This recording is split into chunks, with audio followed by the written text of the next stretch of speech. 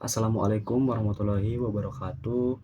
Perkenalkan, nama saya Ran Kurniawan dengan NIM 2307065 dari program studi D4 Sistem Informasi Kota Cerdas semester 6 Politeknik Negeri Indramayu. Pada kesempatan kali ini saya akan mempresentasikan proyek UTS Machine Learning dengan judul Sistem Prediksi Tingkat Pengangguran Terbuka menggunakan metode Supervised Learning. Nah, topik ini saya pilih karena pengangguran merupakan salah satu indikator penting dalam pembangunan daerah dan berpengaruh terhadap kualitas atau pengaruh langsung terhadap kualitas ekonomi masyarakat. Nah, sebelum masuk ke materinya, saya akan membahas latar belakangnya terlebih dahulu. Mengapa topik ini penting? Nah, saat ini Indonesia masih menghadapi beberapa tantangan utama terkait. Yang pertama ada tingkat pengangguran daerah terbuka atau tingkat pengangguran terbuka atau TPT. Nah, kemudian di sini selanjutnya ada masalah kota dan tantangan kebijakan tenaga kerja. Nah, yang pertama, ketidakmerataan antar provinsi. Terdapat perbedaan cukup tinggi antara satu provinsi dengan provinsi lain. Nah, sebagai contoh, di sini saya mengambil Jawa Barat pernah berada di atas 7%, sedangkan Bali di bawah 3%. Hal ini membuat pemerintah sulit menentukan alokasi anggaran secara adil dan tepat sasaran. Nah, kedua ada dampak dari pandemi atau anomali pandemi. Nah, pada tahun 2020, pandemi menyebabkan lonjakan pengangguran yang sangat signifikan di beberapa wilayah. Angka TPT itu atau tingkat pengangguran terbuka itu bahkan melebihi 10%. Nah, artinya pemerintah membutuhkan sistem prediksi atau early warning agar lebih siap menghadapi krisis. Nah, yang ketiga ada mismatch kebijakan atau kebijakan masih bersifat reaktif. Nah, banyak kebijakan tenaga kerja dibuat setelah masalah ini terjadi atau seringkali terjadi. Nah, padahal dalam konsep Smart City juga kan kebijakan idealnya berbasis data dan prediksi sehingga lebih proaktif. Nah, di sini juga ada beberapa pilar Smart City. Sebenarnya saya fokuskan ke pilar ekonomi, akan tetapi satu pilar yaitu Smart Ekonomi, akan tetapi di sini itu mencakup 3 pilar. Yang pertama ada Smart Ekonomi, yang kedua ada Smart People, nah yang ketiga ada Smart Governance. Nah, yang pertama ada Smart Ekonomi. Nah, smart economy ini dengan menekankan pengangguran, ekonomi daerah bisa tumbuh lebih sehat. Nah, kemudian yang kedua ada smart people. Nah, smart people harapannya masyarakat dapat diarahkan ke pelatihan kerja yang sesuai dengan kebutuhannya masing-masing atau kebutuhan perusahaan tersebut. Nah, kemudian yang ketiga ada smart governance. Nah, pemerintah dapat membuat kebijakan berbasis data, bukan asumsi. Oke, selanjutnya next slide. Nah, selanjutnya lanjut ke dataset dan insight utama.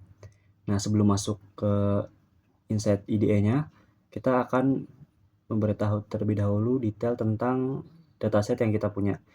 Yang pertama di sini ada total observasinya ada 456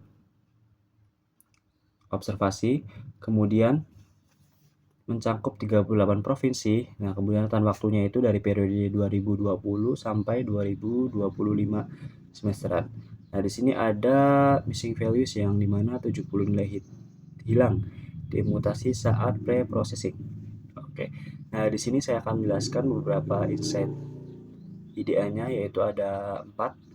Yang pertama ada lonjakan COVID-19. Nah, itu puncaknya pengangguran terjadi pada tahun Agustus pada tahun 2020. Nah, beberapa wilayah seperti DKI Jakarta dan Kepulauan Riau mengalami angka di atas 10%. Ini sangat-sangat besar banget ya.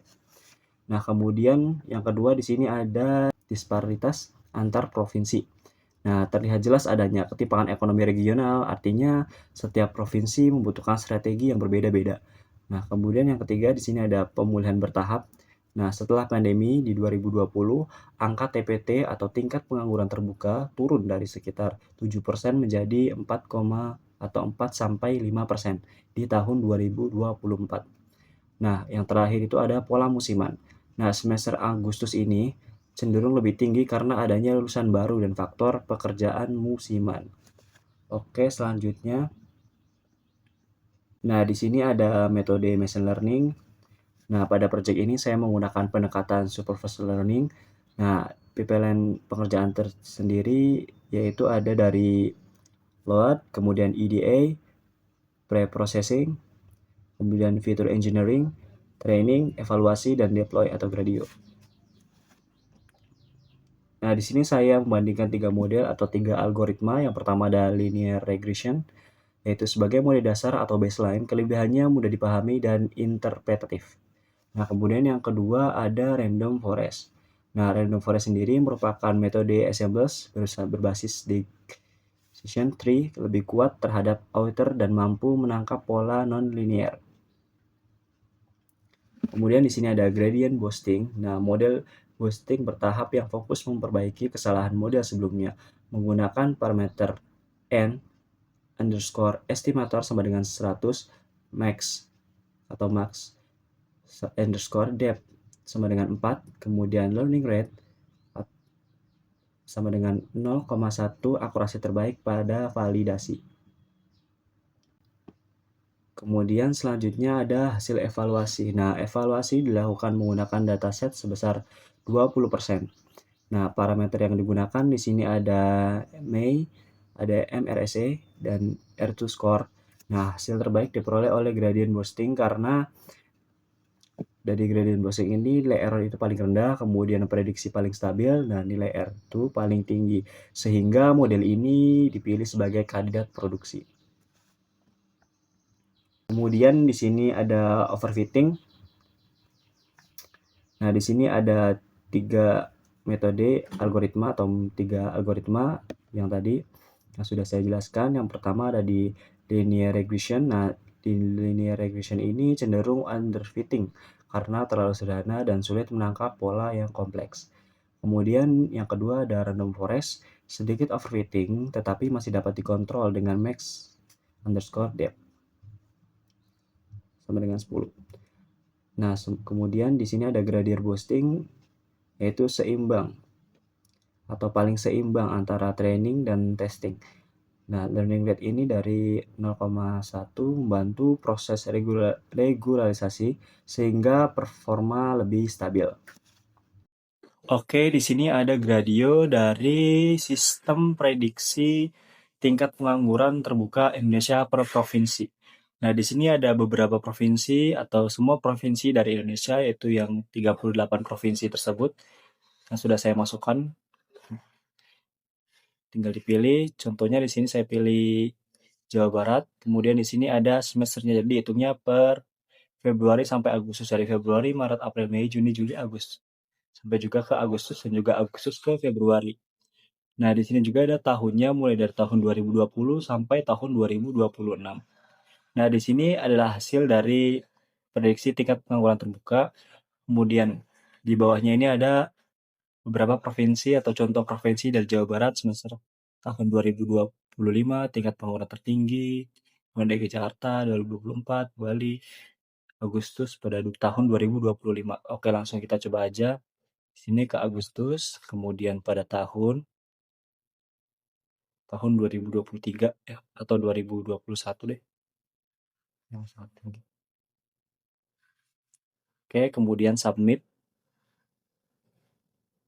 Nah, ini dia hasil dari metode-metode prediksi tingkat pengangguran terbuka. Yang pertama di sini begitu tinggi ya, karena ini masih zaman-zaman COVID. Nah, di gradient boostingnya ada 9,69%, kemudian di teknik random forest ada 9,63%, kemudian yang terakhir di linear regression ada 6,06%.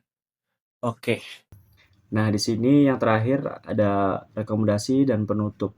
Yang pertama ada integrasi kebijakan, yang kedua ada operasional dan pemeliharaan, yang ketiga ada intervensi anggaran. Nah, yang pertama ada integrasi kebijakan, yaitu integrasikan model ke dashboard Smart City untuk early warning TPT per provinsi dengan visualisasi peta dan tren semesteran. Kemudian yang kedua ada operasional dan pemeliharaan, atasi konsep drift dan model tiap semesteran dengan data terbaru atau monitoring performa otomatis. Nah, yang tiga atau yang terakhir ada intervensi anggaran. Nah, di intervensi anggaran ini prioritaskan dana pelatihan vokasi di provinsi berisiko tinggi sesuai prediksi model. Nah, kemudian ada etika dan privasi. Nah, di etika privasi ini saya menggunakan data agregat tingkat provinsi yang bersifat publik. Nah, ada keputusan-keputusan akhir yang harus melibatkan yang pertama akademisi, kemudian yang kedua ada pemerintahan, dan yang ketiga atau yang terakhir ada pakar kebijakan. Karena mesin learning tersebut hanya bantu keputusan, bukan pengganti manusia. Di sini juga ada tindak lanjut uji pilot 3 provinsi tingkat variabilitas tinggi evaluasi efektivitas kebijakan atau MIS kartu prakerja setiap semester. Sekian dari saya, kurang lebihnya mohon maaf. Wassalamualaikum warahmatullahi wabarakatuh.